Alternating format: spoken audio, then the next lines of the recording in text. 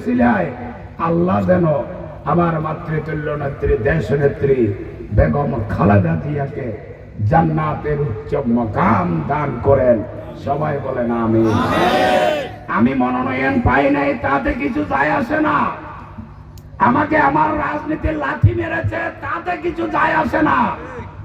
আমি কারো দিকে তাকিয়ে রাজনীতি করি নাই, আমি রাজনীতি করেছি দেশ নেত্রী বেগম খালেদা জিয়ার দিকে তাকিয়ে।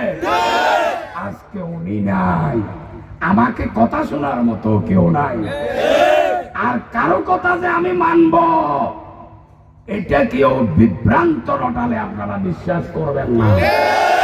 অনেকে বলবেন অমুককে দিয়ে লিয়াকতকে ঠিক করা হবে, অমুকের চাপ প্রয়োগ করবে, উপর থেকে আমাকে চাপ প্রয়োগ করে কোনো লাভ হবে না।